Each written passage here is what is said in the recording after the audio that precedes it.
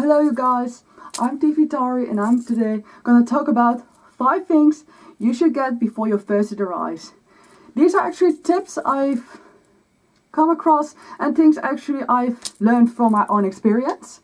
These are mostly tips for newer furs or furs who are about to receive their very first fursuit.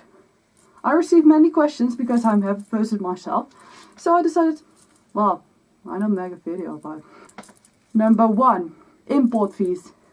Import fees are actually the extra fees which come up your cost if your suit is about a certain money. In Europe, the import fees are on your suit when it's above, let's say, $54. That's quite a lot. And the import fees is 21% of the total amount of your suit. So let's say if your suit is like about 400, that means your import fees will be around 80. It's still a lot, and it's not included with the price or with the shipping cost. It's an extra cost which come on the price of your suit, on the price on your payment. So you have to really keep that in mind. And I don't know about any other countries, but in the Netherlands we have to pay these right at the doorstep. When a delivery man comes to our house and deliver the package, we have to pay the import fees right in cash to them right at the moment. It really sucks if you have not taken care of this, but if you cannot pay the import fees right at that moment, it will be taken away. Don't worry, it will probably be taken away at a post office, so you can pick it up later with the money. But I can understand, and this happened to me as well, you just want your suit right away. You don't want to wait another day or another hour just to have your suit. So be sure to calculate the cost of your import fees so you know how much you have to need in cash for when the delivery man arrives. Number 2, storage. If you're new, this will probably not be that big of a deal, but still good to think about it. A fursuit takes a lot of storage. Even though it's just a head, even though it's just a partial, a full bodysuit definitely takes a lot of storage. Where are you going to leave everything? Dust free, dry, not exposure of any great heat or cold. It's really a good thing to think about it.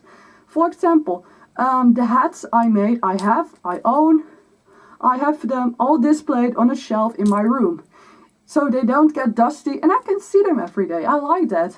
Things like paw pads or tails I storage them in a storage box, dragon box, whatever, just whatever plastic storage box you want to use, and on the attic. And it just keeps dry and clean. Because what not many might know, if you storage a suit and it gets wet, mold. Everything can become moldy. Fur can get mold. So be really careful with that, because a moldy fursuit is just done. No way to clean it, no way to save it, it's just done. You can also leave some things, it doesn't have to be a storage room. You can leave them in your closet or anywhere else where you just want to leave it. You want to have it within reach, or just leave it in the attic if you're not that much of a suiter. Especially for suits with really large bodysuits, make sure you have the space for it, because those things, and definitely with digi padding, can take up a lot of space, and you really want to make sure you can leave it somewhere just dry and clean. Just create space, make sure you have your boxes ready. Just buy some dragon boxes at a really cheap store. I mean, they don't have to be from an expensive brand. They really don't have to be. It's about storage, it's not about looks, it's just about how well they work. And if it works and it's dry and it's clean, who cares where it comes from? And just make sure you make room and space for it to even leave the dragon boxes or just any kind of storageware or storage box. So you should probably clean the fucking place. 3. Underarmor. When your new suits arrive, you're all happy, you're all dandy, and you just want to jump right into that new suit. I can understand that. But you have to wear underwear, or at least undergear, to get your suit fine and nice and dandy. Example, use balaclavas. They're really helpful. and it keeps the hair away from your face. Sweat doesn't get into the suit, and really, at first when I was a new furry, I thought balaclavas are unnecessary and just extra heat giving. Honestly, after all these years, and now I finally, for a couple of years, don't worry, I use a balaclava and I swear it's a bless. You really don't have to wash your suit as much. It gets way easier clean, and all the hair is not in your eyes, your nose, or your flippin' face. That's just hallelujah. And also make sure you have, in case of a full body suit, make sure you have Underarmor, because that is actually going to do the same thing as a balaclava. It's gonna save a lot of cleaning on the suit, which can be prevented with Underarmor. Sure, you still have to clean, to brush, and just to wash it time to time. That's still gonna be something you have to do. But with Underarmor you can just prevent a lot of sweat, and sweat can be really nasty for your suit. It can decay foam, it can ruin fur, and it can maybe even ruin airbrush. So really make sure you just get those before your fursuit arrives. So when they come in, and later on your fursuit get in, you can just start suiting right away. I mean, sure, not to scare you guys. Once or twice, it's not a big of a deal. But if you have your new suit, each damn time you are not doing anything against the sweat, not wearing Underarmor, it's really a shame of your suit. It really is. Definitely the smell is terrible. But also you have to clean way more to get rid of the stank. And it costs a lot of more time, and you will know that your suit will not last as long and stay as brand new as long as you want it. Fourth, it's actually not really part 3, but it's still a different thing. Care and cleaning. What I've said, caring and cleaning is really important for your suit. Make sure you get something like disinfecting spray, soap for the suit, and you can even buy nice perfumes to make your suit smell nice. That's more of a luxury item, but definitely the soap and the disinfecting spray is definitely something you have to get. I personally just have this little bottle of Fursuit disinfecting spray. It's some kind of alcohol. Like I said, this is my experience from the Netherlands. I know people in America can get anti-bac or sprays like that, but sadly they don't sell those things in Europe, and they are not allowed here. So else we have to import them from Germany.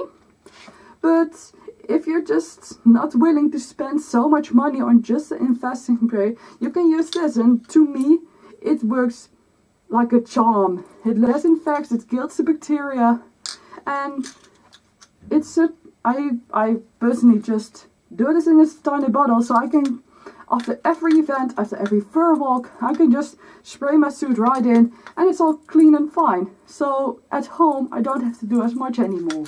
But disinfect sprays are definitely something you want. Soaps are, they're still really needed. Some parts can be in the washing machine, but that is something you have to inform with your maker. People with realistic suits or parts airbrushed should always be careful when disinfecting. The stuff I showed you, what I use for disinfecting my suit, can definitely, with ease, get rid of any airbrushed parts. So you really have to be careful with what you use. But you have always to be careful with your suit, but you can always reinsure or just ask to the maker of your suit. I mean, that person makes suits probably for years. So learn from her experience and just make sure, write it down, look on websites, and don't be afraid to ask your friends. A clean suit is a happy suitor. And if someone has a dirty and gross suit, other people aren't going to like it either. So they really want you to keep it clean. So that's really something everyone loves. And we actually already got to the last point. 5. This one is, yeah, It's also quite important. It's not necessarily you need before you get your suit, but it's just like the Underarmor, it really comes in handy. Traveling bags. Of course, when you have your new suit, you just want to go to a convention or fur walk right away. Of course, why the heck not? I mean, yes, you have your Desinfect, you have your suit, you have your Underarmor, but where are you going to put it all in? Make sure you have nice carrying bags to carry your suit to events, meets, cons, whatever. Because some suits, just like the storage story, some suits can really take up a lot of space. So not only with storing your suit at home, you also have to, with traveling, make sure your suit fits and you can actually take it along with you. What I use is just this really big fabric bag. You can also use hard cases. Both are fine as long they have wheels. I swear, take those. It's really gonna save you a lot of carrying, because some suits can also get quite heavy. Just believe me on my word on this. And you will pray to baby Jesus, Satan, Arceus when you have those little wheels. They just save you so much. Personal story, I'm sorry. When I went to Eurofans a couple years back, I also had this extremely large suitcase with 2 suits packed into it and my clothing. It was heavy as shit. But because of the wheels, I could just carry it. It was so much nicer. Just relieving to know, like, I don't have to carry that on my back or something. Wheels! So yeah, definitely make sure you have something with wheels. About hats. Some hats can be in suitcases. Mostly toonie hats, if they can really be pressured together, but that's also something you need to inform with your maker first before you perhaps demolish something or break something. This technique does not even work with ration hats. Don't try it. You are going to force the hinges and they might break. If you don't want something to happen on your ration blank, it's breaking the hinges, because it's nearly impossible to repair those. Honestly, what I mostly do is like parts like hands, arm sleeves, tail, maybe leg sleeves, or just a full bodysuit, depends on whatever you have.